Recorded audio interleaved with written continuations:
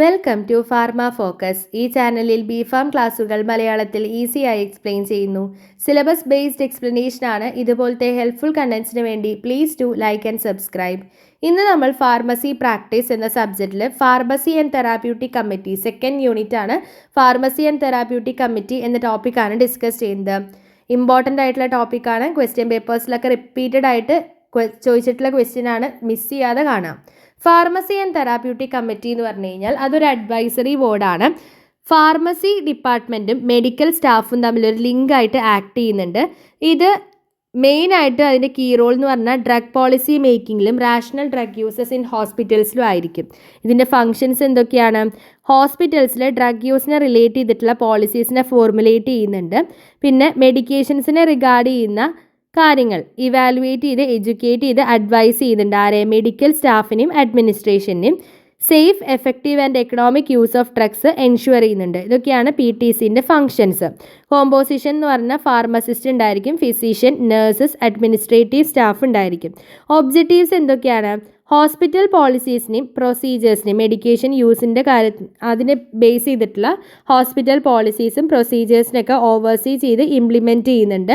അതേപോലെ ഡ്രഗ്സിനെ റിഗാർഡ് ചെയ്യുന്ന റൂൾസ്, റെഗുലേഷൻസ്, ഓർഗനൈസേഷണൽ പോളിസീസ് ഒക്കെ ഡിഫൈൻ ചെയ്യുന്നുണ്ട്.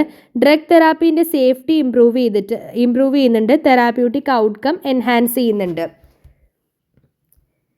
അടുത്തത് കമ്പോസിഷൻ ഓഫ് PTC ആണ്. അതിലുള്ള മെമ്പേഴ്സാണ് hospital chairman, 1 pharmacist, at least 3 physician, nursing staffs. ഇനി PTCൻ്റെ ഫങ്ഷൻസ് എന്തൊക്കെയാണ്? ഇത് 2 മാർക്കിനും റിപ്പീറ്റഡ് ആയിട്ട് ചോദിച്ചു കാണാറുള്ള ക്വസ്റ്റ്യൻ ആണ്. ഫങ്ഷൻസ് ഓഫ് PTC: മെഡിക്കൽ സ്റ്റാഫിനും ഹോസ്പിറ്റൽ അഡ്മിനിസ്ട്രേഷനും അഡ്വൈസ് പ്രൊവൈഡ് ചെയ്യുന്നുണ്ട്. എന്തിനെ പറ്റിയിട്ട്? Safe and rational use of ഡ്രഗ്സിനെ പറ്റിയിട്ട് മെഡിക്കൽ സ്റ്റാഫിനും ഹോസ്പിറ്റൽ അഡ്മിനിസ്ട്രേഷനും അഡ്വൈസ് പ്രൊവൈഡ് ചെയ്യുന്നുണ്ട്. മെഡിക്കൽ സ്റ്റാഫിനെയും ഫാർമസിസ്റ്റിനെയൊക്കെ അപ്രോപ്രിയേറ്റ് ഡ്രഗ് സെലക്ഷന് വേണ്ടിയിട്ട് ഹെൽപ്പ് ചെയ്യുന്നുണ്ട്.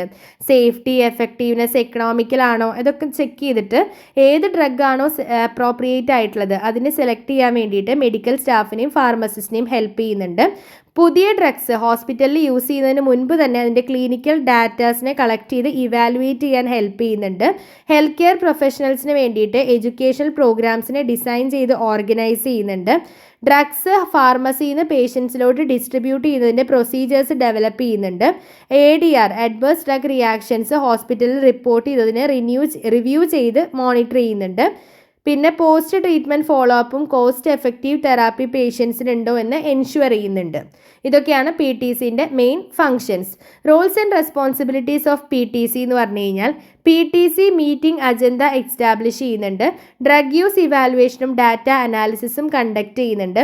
എല്ലാ PTC ആക്ഷൻസിനെയും റെക്കോർഡ് ചെയ്യുന്നുണ്ട്. ഡിസിഷൻസിനെയും റെക്കോർഡ് ചെയ്യുന്നുണ്ട്. PTC ഡിസിഷൻസ് ബാക്കിയുള്ള ഹെൽത്ത് കെയർ പ്രൊഫഷണൽസുമായിട്ട് കമ്മ്യൂണിക്കേറ്റ് ചെയ്യുന്നുണ്ട്. ഈ PTC എന്ന് പറഞ്ഞു കഴിഞ്ഞാൽ ഒരു ലാർജ് കമ്മിറ്റിയാണ്. അതിന് ഒരുപാട് വൈഡ് റേഞ്ച് ഓഫ് ഡ്രഗ്സിനെ കുറിച്ച് ഡീൽ ചെയ്യാണ്ട് അതുകൊണ്ട് തന്നെ ഇത് സബ് കമ്മിറ്റീസ് ഫോം ചെയ്തിട്ടുണ്ട്. ഓരോ സബ് കമ്മിറ്റീസും സ്പെസിഫിക് ആയിട്ടുള്ള തെറാപ്യൂട്ടിക് ഏരിയയാണ് ഫോക്കസ് ചെയ്യുന്നത്. നമുക്ക് 5 ഡിഫറെൻ്റ് ആയിട്ടുള്ള സബ് കമ്മിറ്റീസാണ് ഇവിടെ രൂപീകരിച്ചത് പറയുന്നത്. Neoplastic subcommittee, cardiovascular subcommittee, gastro intestinal and autonomic drug subcommittee, CNS agent subcommittee, anti infective subcommittee. Neoplastic subcommittee എന്ന് പറഞ്ഞു കഴിഞ്ഞാൽ ആൻറ്റി ക്യാൻസർ ഡ്രഗ്സുമായിട്ടാണ് ഡീൽ ചെയ്യുന്നത്. കാർഡിയോ വാസ്കുലാർ സബ് കമ്മിറ്റി എന്ന് പറഞ്ഞു കഴിഞ്ഞാൽ cardiovascular drugs ആയിട്ടുള്ള diuretics, cardiac glycosides, hypertension, vasodilators, spasmolytics, anticoagulants ഒക്കെയാണ്. GI ആൻഡ് ഓട്ടോണോമിക് ഡ്രഗ്സ് സബ് കമ്മിറ്റിയിൽ വരുന്നത് GI drugs, laxatives, anti ulcer drugs, autonomic drugs ഒക്കെയാണ്.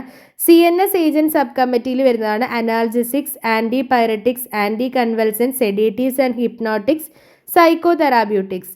ആൻറ്റി ഇൻഫെക്റ്റീവ് സബ് കമ്മിറ്റിയിൽ വരുന്നതാണ് antibiotics, antiviral, antifungal, antiparasitics എന്നൊക്കെ പറയുന്നത്. അപ്പോൾ ഇത്രയാണ് സബ് കമ്മിറ്റീസ് ഓഫ് PTC. അടുത്തത് പോളിസീസ് ആണ്. ഈ ഫാർമസി ആൻഡ് തെറാപ്യൂട്ടിക് കമ്മിറ്റി PTCൻ്റെ പോളിസീസ് എന്തിനൊക്കെ വേണ്ടിയിട്ടാണ്? ഒരു ഡ്രഗിനെ ഹോസ്പിറ്റൽ ഫോർമുലറിയിലോട്ട് ഇൻക്ലൂഡ് ചെയ്യാൻ വേണ്ടിയിട്ടാണ്. ഇത് ബേസിക്കലി എന്താ ഡിസ്ക്രൈബ് ചെയ്യുന്നത്? എങ്ങനെ ഒരു PTC ഡിസൈഡ് ചെയ്യുന്നുണ്ട്. How the PTC decide which drug should be officially available for use in hospital. ഒരു ഹോസ്പിറ്റലിൽ ഒഫീഷ്യലി അവൈലബിൾ ആവാൻ, യൂസ് ചെയ്യാൻ വേണ്ടിയിട്ട്, ഒഫീഷ്യലി അവൈലബിൾ ആവാൻ വേണ്ടിയിട്ട് PTC എങ്ങനെയാണ് ഡ്രഗ്സിനെ സെലക്ട് ചെയ്യുന്നത് എന്നുള്ള കാര്യങ്ങളാണ് ഈ പോളിസിയിൽ മെയിനായിട്ട് പറയുന്നത്. PTC policies and procedures develop ചെയ്തിട്ടുണ്ട് ഹോസ്പിറ്റൽ ഫോർമുലറി ഗവേണിങ്ങിന് വേണ്ടിയിട്ട്. അതായത് PTC rules and guide lines ഉണ്ടാക്കിയിട്ടുണ്ട്. ഏത് മെഡിക്കേഷൻ വേണം അതിൽ ഇൻക്ലൂഡ് ചെയ്യാൻ വേണ്ടിയിട്ട്, എങ്ങനെയാണ് അത് യൂസ് ചെയ്യേണ്ടത്, എപ്പോഴാണ് അത് റിമൂവ് ചെയ്യേണ്ടത്, ഈ കാര്യങ്ങളൊക്കെ വെച്ചിട്ട് PTC റൂൾസും ഗൈഡ് ലൈൻസും ഒക്കെ ഉണ്ടാക്കിയിട്ടുണ്ട്. PTC ഫോർമുലറിനെ മെയിൻറ്റെയിൻ ചെയ്ത് പ്രിപ്പയർ ചെയ്യുന്നുണ്ട് ബേസ്ഡ് ഓൺ ഫോളോയിങ് പ്രിൻസിപ്പിൾസ്. എന്തൊക്കെയാണ്? Effectiveness, safety, cost of the drug. അപ്പോൾ എഫക്റ്റീവ് ആണോ, സേഫ് ആണോ, കോസ്റ്റ് മിനിമം കോസ്റ്റ് ആണോ, ഇത് എക്കണോമിക്കലാണോ, ഇതിലൊക്കെ ബേസ് ചെയ്തിട്ട് PTC എന്ത് ചെയ്തിട്ടുണ്ട്? ഫോർമുലറിനെ മെയിൻറ്റെയിൻ ചെയ്യുന്നുണ്ട്, പ്രിപ്പയർ ചെയ്യുന്നുമുണ്ട്. അപ്പോൾ ഇതൊക്കെയാണ് മെയിനായിട്ട് PTCൻ്റെ പോളിസീസ് വരുന്നത്. അടുത്തത് ഇൻപേഷ്യൻ്റ് പ്രിസ്ക്രിപ്ഷനും ഔട്ട് പേഷ്യൻ്റ് പ്രിസ്ക്രിപ്ഷൻ. ഇൻപേഷ്യൻ്റ് എന്ന് പറഞ്ഞു കഴിഞ്ഞാൽ എന്താ? ഹോസ്പിറ്റലിലോട്ട് അഡ്മിറ്റ് ആയിട്ടുള്ള പേഷ്യൻസ് ആണ്. അപ്പോൾ അവർക്ക് കൊടുക്കുന്ന പ്രിസ്ക്രിപ്ഷൻസ്, അവർക്ക് ഇഷ്യൂ ചെയ്യുന്ന പ്രിസ്ക്രിപ്ഷൻസ് ആണ് ഇൻപേഷ്യൻ്റ് പ്രിസ്ക്രിപ്ഷൻസ്. ഇത് ഇൻപേഷ്യൻ്റ് കേസ് ഷീറ്റ് അല്ലെങ്കിൽ ഡ്രഗ് ചാർട്ടിലാണ് ഇത് എഴുതിയിരിക്കുന്നത്. ഈ പ്രിസ്ക്രിപ്ഷൻ കണ്ടിന്യൂസ് മോണിറ്ററിങ്ങിനും റെഗുലർ ഡോസിങ്ങിനും വേണ്ടിയിട്ടുള്ളതാണ്. Patient details, diagnosis, drug name, dose, route, frequency and ഡ്യൂറേഷനാണ് ഇതിൽ മെൻഷൻ ചെയ്തിരിക്കുന്നത്. പിന്നെ ഈ ഡിസ്പെൻസിങ് യൂഷ്വലി ഹോസ്പിറ്റൽ ഫാർമസിയിൽ നിന്ന് ഡയറക്റ്റ്ലി നഴ്സിംഗ് സ്റ്റേഷനിലോട്ടോ അല്ലെങ്കിൽ വാർഡിലോട്ടാണ് ഡിസ്പെൻസ് ചെയ്യുന്നത്. മെഡിസിൻസിൻ്റെ അഡ്മിനിസ്ട്രേഷൻ നേഴ്സ് മെഡിക്കേഷൻ ചാർട്ടിൽ റെക്കോർഡ് ചെയ്യുന്നുണ്ട്. Safety, accuracy, monitoring of adverse എഫക്ട്സിനെ ബേസ് ചെയ്തിട്ടാണ്, ഫോക്കസ് ചെയ്തിട്ടാണ് ഈ ഒരു ഇൻപേഷ്യൻ്റ് പ്രിസ്ക്രിപ്ഷൻ ഇഷ്യൂ ചെയ്യുന്നത്. ഔട്ട് പേഷ്യൻ്റ് പ്രിസ്ക്രിപ്ഷൻ എന്ന് പറഞ്ഞു കഴിഞ്ഞാൽ, ഔട്ട് പേഷ്യൻസ് എന്ന് പറഞ്ഞു കഴിഞ്ഞാൽ ഹോസ്പിറ്റലിലോട്ടോ ക്ലിനിക്കിലോട്ടോ വിസിറ്റ് ചെയ്യുന്ന പേഷ്യൻസ് ആണ്. അവർ അഡ്മിറ്റ് ആവുന്ന പേഷ്യൻസ് അല്ല. അവർക്ക് കൊടുക്കുന്ന ഇഷ്യൂ ചെയ്യുന്ന പ്രിസ്ക്രിപ്ഷനാണ് ഔട്ട് പേഷ്യൻ്റ് പ്രിസ്ക്രിപ്ഷൻസ്. അത് പ്രിസ്ക്രിപ്ഷൻ സ്ലിപ്പ് അല്ലെങ്കിൽ പാഡിലാണ് എഴുതിയിരിക്കുന്നത്. ഇതിൽ patient details, diagnosis, provisional diagnosis, drug name, dose, route, frequency, duration and refills ഒക്കെയാണ് ഇൻക്ലൂഡ് ചെയ്യുന്നത്. ഇത് പേഷ്യൻ്റാണ് ഡയറക്റ്റ്ലി മെഡിസിൻസ് ഹോസ്പിറ്റൽ ഫാർമസിന്നോ അല്ലെങ്കിൽ കമ്മ്യൂണിറ്റി ഫാർമസിന്നോ പർച്ചേസ് ചെയ്തത്.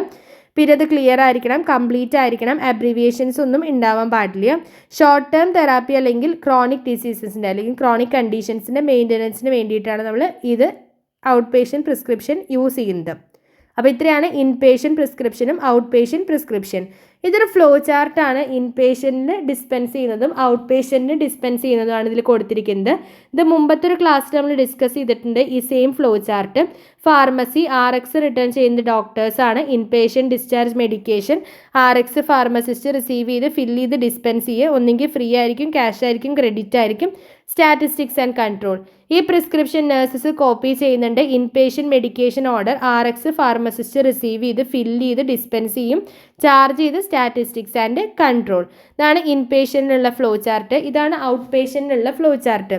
RX ഡോക്ടർ എഴുതും, അത് ഫാർമസിസ്റ്റ് റിസീവ് ചെയ്ത് ഫില്ല് ചെയ്ത് ഡിസ്പെൻസ് ചെയ്യുന്നുണ്ട്. റിസീപ്റ്റ് ഓഫ് പേയ്മെൻറ്റ് ഒന്നെങ്കിൽ free cash charge, statistics and report. Prescription field regular prescription ഫയലും നാർക്കോട്ടിക് പ്രിസ്ക്രിപ്ഷൻ ഫയലും. അപ്പോൾ ഇതാണ് general flow chart for in പേഷ്യൻറ്റും ഔട്ട് പേഷ്യൻറ്റും. അടുത്തത് എമർജൻസി ഡ്രഗ്സ് ആണ്. എന്താണ് എമർജൻസി ഡ്രഗ്സ്? മെഡിക്കൽ എമർജൻസി കണ്ടീഷൻസിൽ ആവശ്യം വരുന്ന എസെൻഷ്യൽ മെഡിസിൻസ് ആണ് എമർജൻസി ഡ്രഗ്സ്. ഈ PTC ആണ് ഈ ഒരു എമർജൻസി ഡ്രഗ്സിൻ്റെ ലിസ്റ്റ് പ്രിപ്പയർ ചെയ്യുന്നതും സപ്ലൈ ചെയ്യുന്നതും ഒക്കെ. ഈ ഡ്രഗ്സ് ഒക്കെ എമർജൻസി ബോക്സസിലാണ് കീപ്പ് ചെയ്യുന്നത്. ഇതിനെ ബെഡ് സൈഡ് ഫാർമസി എന്നും പറയുന്നുണ്ട്. കാരണം നമുക്കൊരു പെട്ടെന്നൊരു എമർജൻസി വരുമ്പോൾ നമ്മുടെ ബെഡ് സൈഡിൽ ഉണ്ടെന്ന് പറയില്ലേ, അതുകൊണ്ട് ഈ ബെഡ് സൈഡ് ഫാർമസി എന്നതിനെ പറയുന്നുണ്ട്. ഈ എമർജൻസി ബോക്സസ് ഹോസ്പിറ്റലിലെ ഇമ്പോർട്ടൻ്റ് ആയിട്ടുള്ള കുറച്ച് ലൊക്കേഷൻസിൽ പ്ലേസ് ചെയ്യുന്നുണ്ട്. Ward, ICU, radiology department. And ഇത് ഫാർമസിസ്റ്റ് അല്ലെങ്കിൽ നേഴ്സിൻ്റെ അണ്ടർ ചാർജിലായിരിക്കും. ഫാർമസിസ്റ്റ് അല്ലെങ്കിൽ നഴ്സിംഗ് സൂപ്പർവൈസേഴ്സ് ഈ എമർജൻസി ബോക്സിനെ ഡെയിലി വന്ന് ചെക്ക് ചെയ്യണം. അതിലുള്ള കണ്ടൻസ് ആണ് 20 to 30 life saving drugs, 10 to 15 surgical instruments, dressings, syringe, other supplies ഒക്കെ അതിൽ ഇൻക്ലൂഡ് ചെയ്തിട്ടുണ്ട്. ഇനി അടുത്തതാണ് psychotropic drug use. Psychotropic drugs long term use ചെയ്ത് കഴിഞ്ഞാൽ ഡിപ്പെൻഡൻസ് അല്ലെങ്കിൽ അഡിക്ഷൻ കോസ് ചെയ്യുന്നുണ്ട്. ഇത് പേഷ്യൻസിനും സൊസൈറ്റിക്കും റിസ്ക് കോസ് ചെയ്യുന്നുണ്ട്. സോ PTC എന്ത് ചെയ്തിട്ടുണ്ട്? ഇതിൻ്റെ പർച്ചേസ്, സ്റ്റോറേജ്, ഡിസ്പെൻസിങ്, അഡ്മിനിസ്ട്രേഷനൊക്കെ കുറച്ച് ഗൈഡ് ലൈൻസ് ഡെവലപ്പ് ചെയ്തിട്ടുണ്ട്. ചില hospitals automatic stop orders enforce ചെയ്യുന്നുണ്ട്. നാർക്കോട്ടിക്സ്, സെഡേറ്റീവ്സ്, ഹിപ്നോട്ടിക് ഓർഡേഴ്സ് ഒക്കെ 48 ഹവേഴ്സിൻ്റെ ഉള്ളിൽ തന്നെ ഓട്ടോമാറ്റിക്കലി എന്ത് ചെയ്യും? ഡിസ്കണ്ടിന്യൂ ആവുന്നുണ്ട്. മിസ്യൂസ് അല്ലെങ്കിൽ ഓവർ യൂസ്, ഡിവേർഷനൊക്കെ പ്രിവെൻറ്റ് ചെയ്യാൻ വേണ്ടിയിട്ടാണ് ഇങ്ങനെ ചെയ്യുന്നത്. നാർക്കോട്ടിക് ഡ്രഗ് യൂസ് കുറച്ച് കണ്ടീഷൻസിൽ മാത്രം ഇവിടെ സ്റ്റോപ്പ് ആവില്ല. ഏതൊക്കെ കണ്ടീഷൻസ്? ഒന്നെങ്കിൽ ഈ physician exact number of dose അല്ലെങ്കിൽ ടൈം പീരീഡ് സ്പെസിഫൈ ചെയ്തിട്ടുണ്ടെങ്കിൽ, അല്ലെങ്കിൽ ഫിസിഷ്യൻ എന്ത് ചെയ്യണം, ഈ എല്ലാ മെഡിക്കേഷൻസും പേഷ്യൻറ്റിൽ കൊടുക്കുന്നത് ജസ്റ്റ് റെക്കോർഡ് ചെയ്തിരിക്കണം. അപ്പോൾ ഇതാണ് സൈക്കോട്രോപിക് ഡ്രഗ് യൂസിൽ നമ്മൾ പറയുന്നത്. അപ്പോൾ ഇത്രയാണ് ഫാർമസി ആൻഡ് തെറാപ്യൂട്ടിക് കമ്മിറ്റിയിലുള്ളത്. ഫാർമസി ആൻഡ് തെറാപ്യൂട്ടിക് കമ്മിറ്റി എന്താണ്? Functions, composition, objectives, rules and responsibilities of PTC, policies, inpatient prescription, out patient prescription, general flow chart രണ്ടും ഇൻപേഷ്യൻറ്റും ഔട്ട് പേഷ്യൻറ്റും നോക്കി, എമർജൻസി ഡ്രഗ്സും സൈക്കോട്രോപിക് ഡ്രഗ് യൂസും. ഇത്രയാണ് നമുക്ക് PTCയിൽ പഠിക്കാനുള്ളത്. ഇമ്പോർട്ടൻ്റ് ആയിട്ടുള്ള ക്വസ്റ്റ്യൻ ആണ്. പല ക്വസ്റ്റ്യൻ പേപ്പേഴ്സിലും റിപ്പീറ്റഡ് ആയിട്ട് ചോദിച്ചിട്ടുള്ള ക്വസ്റ്റ്യൻ ആണ്. സോ മിസ് ചെയ്യാതെ എന്തായാലും കാണുക. ഇതിൻ്റെ നോട്ട്സ് ഡിസ്ക്രിപ്ഷൻ ബോക്സിൽ പിൻ ചെയ്ത് വെക്കുന്നുണ്ട്. വേണ്ടവർ ജസ്റ്റ് കയറി ചെക്ക് ചെയ്ത് ഡൗൺലോഡ് ചെയ്തെടുത്താൽ മതി. അപ്പോൾ അത്രയേ ഉള്ളൂ ഇന്നത്തെ ക്ലാസ്. അടുത്തൊരു ടോപ്പിക്കായിട്ട് അടുത്ത ക്ലാസ്സിൽ കാണാം. Until then happy learning.